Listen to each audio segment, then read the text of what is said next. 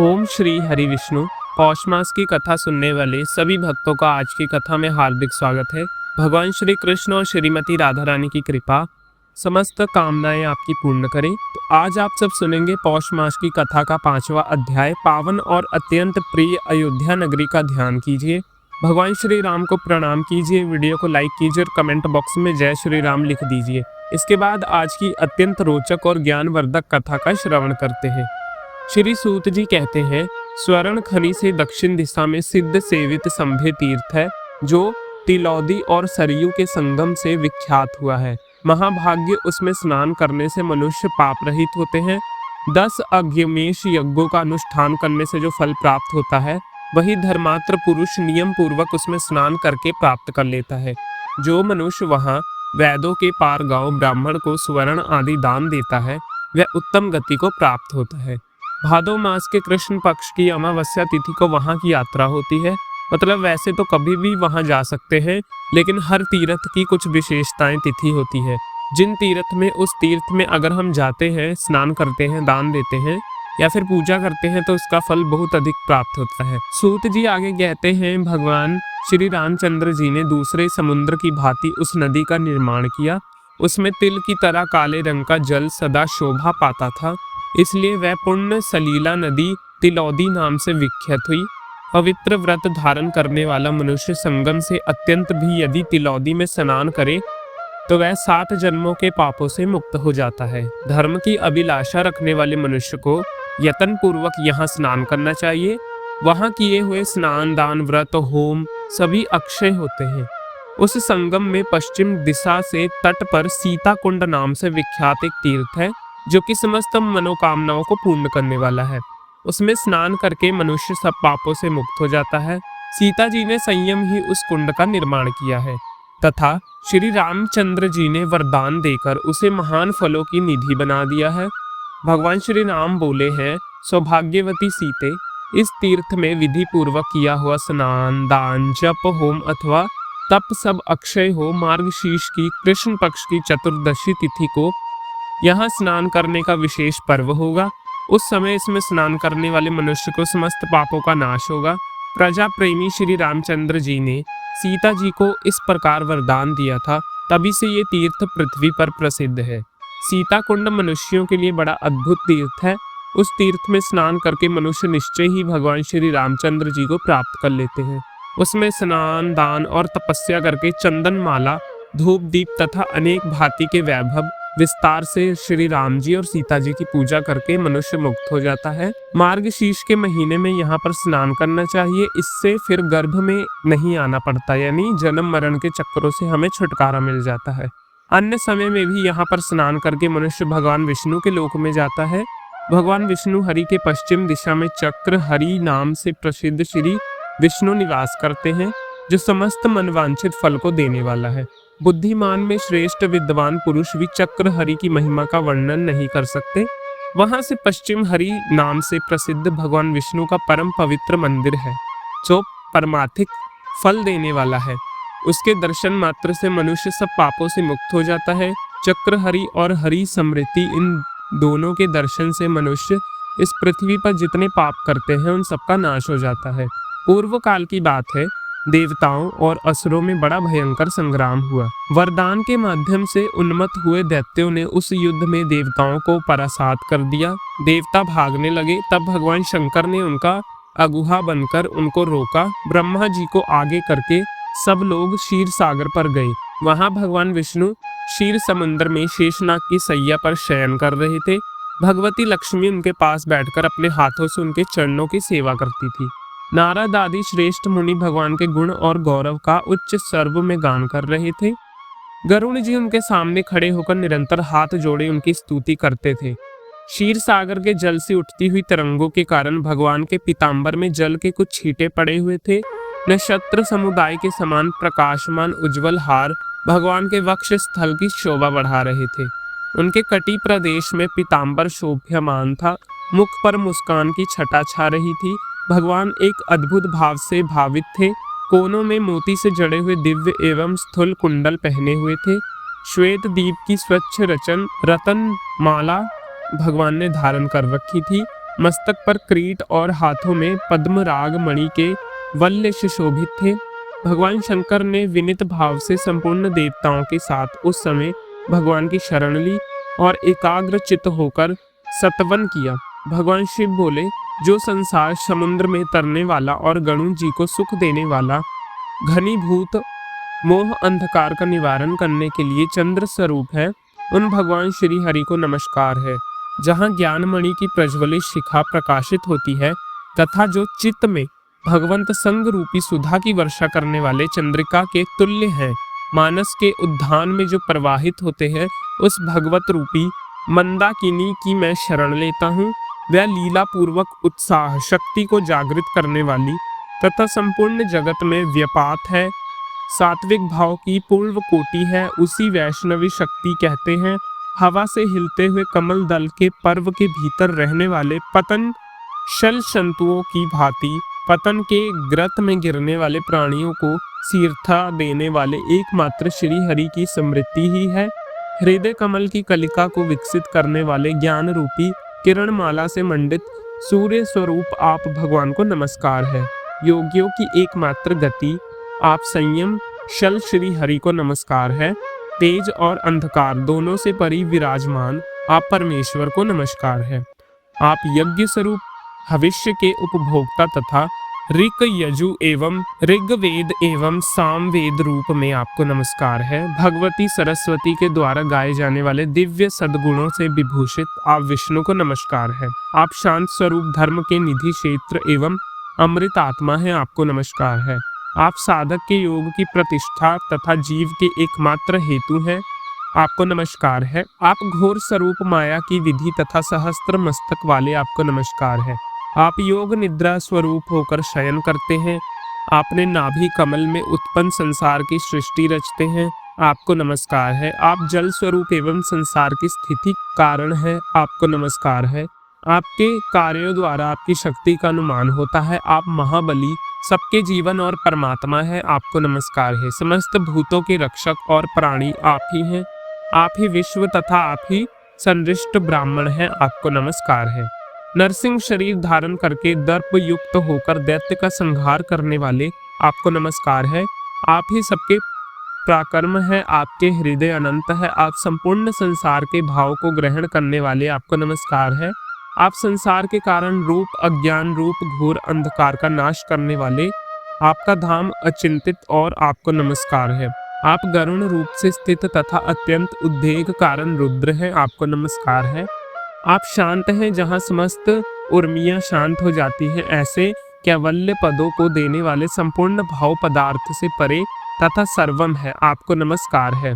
जो नील कमल के समान श्याम और चमकते हुए केसर के समान सुशोभित कौस्तुभ मणि धारण करते हैं तथा नेत्रों के लिए रसायन के रूप में, आप ऐसे भगवान विष्णु को मैं प्रणाम करता हूँ।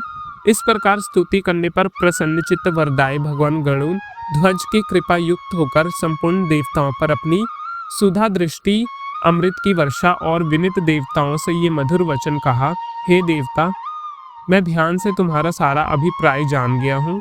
इस समय अयोध्या नगर में जाकर तुम्हारे तेज की वृद्धि और दैत्य के उपद्र की शांति के लिए गुप्त रहकर उत्तम तप का अनुष्ठान करूंगा।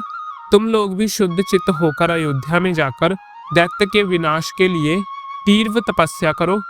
ऐसा कहकर भगवान गरुड़ वाहन अंतर्ध्यान हो गए। उन्होंने अयोध्या में आकर गुप्त रहकर देवताओं की तेज को बुद्धि के लिए शीघ्र उत्तम तपस्या प्रारंभ की, इसलिए वह गुप्त हरि के नाम से प्रसिद्ध हुए। वहां पहले आए हुए भगवान विष्णु के हाथ से सुदर्शन चक्र छूटकर गिरा था। अंत चक्र हरि के नाम से भगवान की प्रसिद्धि हुई। उन दोनों ने दर्शन मात्र से मनुष्य सब पाप से मुक्त हो जाता है। भगवान श्री हरि के प्रभाव से देवता बल तेजस्वी हो गए। उन्हें युद्ध में दैत्य को परास्त करके अपना स्थान प्राप्त कर लिया और परम आनंद युक्त होकर वह अतिशय शोभा पाने लगे।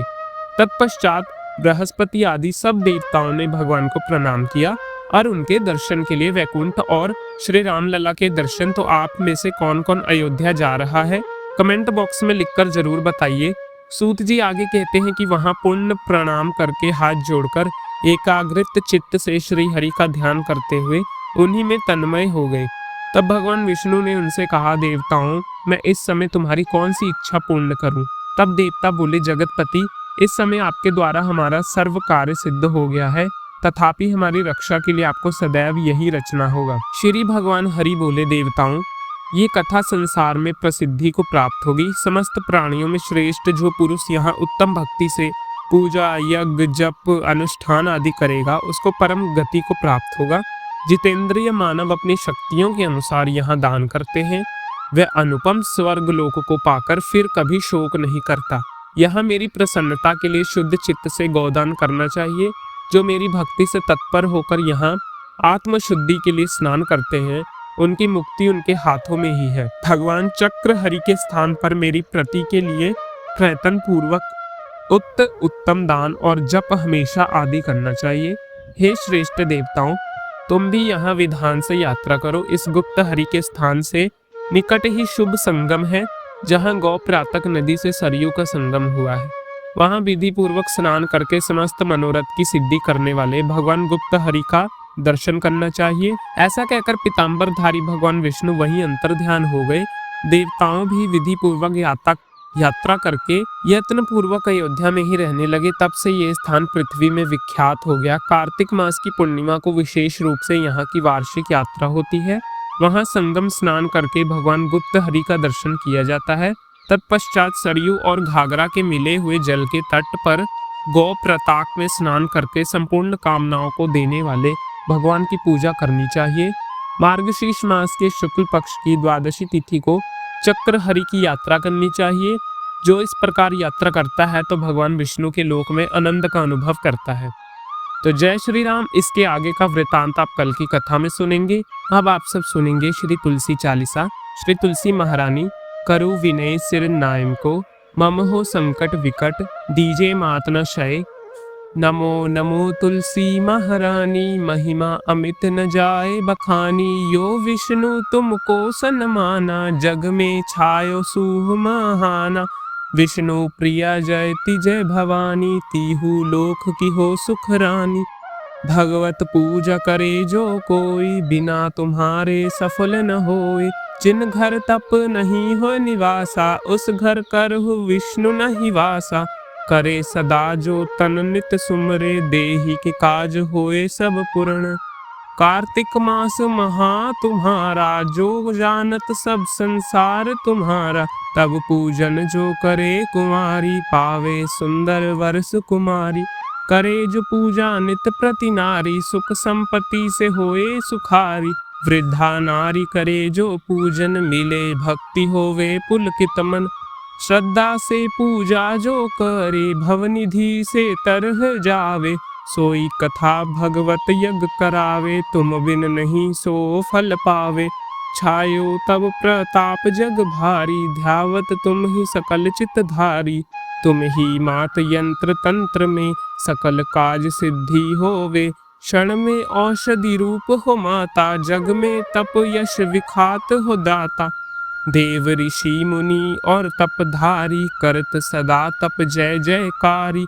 वेद पुराण तव यश गाया, महिमा अगम पार नहीं पाया। नमो नमो नमो नमो, जय जय जय सुख कारण स्वामी। नमो नमो जय दुख निवारणी। नमो नमो भव पार उतार। नमो नमो परलोक सुधारण। नमो नमो निज भक्त उवारण। नमो नमो जन काज सवारण। नमो नमो जय कुमत सवारण। नमो नमो सब सुख उपाजय। विनय जयति जयति तुलसी महारानी, ध्यान तुमको शीश नवानी। निज जन जानी मोहि अपनाओ, बिगड़े कारज आप बनाओ। विनय में मात तुम्हारी पूर्ण आशा, करहु हमारी शरण चर काजा। जोरी मनाओ निश दिन तेरे, ही गुण गाओ करहु मात। अब मो पर दया निर्मल होय, सकल मांगु मांगु मत होय। दीजे सकल मनोरथ पूर्ण, कीजे जानू नहीं कुछ नेम। जानू नहीं कुछ नेम अचारा, श्रम हो मात अपराध हमारा। 12 मास करे जो पूजा, तासम जग में होए न दूजा। प्रथम ही गंगा जल मंगावे, फिर सुंदर स्नान करावे। चंदन अक्षत पुष्प चढ़ावे, धूप दीप नैवेद्य लगावे। अरे आचमन गंगा जल से, ध्यान करे हृदय निर्मल से। पाठ करे फिर चालीसा की, स्तुति करे माँ तुलसा जी की। ये विधि पूजा करे हमेशा, ताके तन नहीं रहे कलेशा। मास कार्तिक साधन सोवे, नित पवित्र हुई जाहि कहोवे। ये कथा महासुख पढ़ होई, सुनो सुभव तर जाय न होई। जय श्री तुलसी 40 पाठ, जो कोई गोविंद सो फल न पावे। जो मन इच्छ होई कर पावे, तुलसी 40 संपूर्ण कहावे। तो इसी के साथ तुलसी 40 पूर्ण हुई। अब आप सब सुनेंगे तुलसी महारानी की आरती। तुलसी महारानी नमो नमो, हरि की पटरानी नमो नमो। तुलसी महारानी नमो नमो, हरि पटरानी नमो नमो। धन्य तुलसी पूरण तप कीनु, धन्य तुलसी पूरण तप कीनु। शालीग्राम की बनी पटरानी नमो नमो। तुलसी महारानी नमो नमो, हरि की पटरानी नमो नमो। जाके पत्र मंजरी कोमल, जाके पत्र मंजरी कोमल। श्रीपति कमल चरण लपटा नहीं नमो नमो। नमो नमो हरि की पटरानी नमो नमो। तुलसी महारानी नमो नमो। धूप दीप नैवेद्य आरती, धूप नैवेद्य उतारो। आरती पुष्पन की वर्षा वर्षानी नमो नमो। हरि की पटरानी नमो नमो। तुलसी महारानी नमो नमो। छप भोग व्यापन, 300 व्यंजन कौन लगावत। तुलसी हरि एक मानी मनोरथ नमो नमो। तुलसी महारानी नमो नमो। हरि की पटरानी नमो नमो। सभी सखी मैया तेरो यश गावे नमो नमो। तुलसा महारानी नमो नमो। हरि की पटरानी नमो नमो। नमो नमो तुलसा महारानी नमो नमो। तुलसी महारानी, तुलसी महारानी नमो नमो। हरि की पटरानी नमो नमो। नमो नमो हरि की पटरानी। प्रेम से बोलिए तुलसी मैया की जय, ठाकुर जी की जय। जय जय श्री राधे कृष्णा। दोस्तों, उम्मीद करता हूँ कि आज की कथा आपको जरूर पसंद आई होगी। वीडियो अच्छी लगी हो तो वीडियो को लाइक और शेयर जरूर करें। चैनल पर पहली बार आए हैं तो चैनल को सब्सक्राइब कर लीजिए, क्योंकि ऐसी ही ज्ञानवर्धक और कथाओं की वीडियो हमारे चैनल पे आती रहती है, तो उसका नोटिफिकेशन आपको पहले ही मिल जाएगा। अब मिलते हैं आपसे अगले अध्याय की वीडियो में। तब तक के लिए जय श्री राधे कृष्णा, जय तुलसी मैया।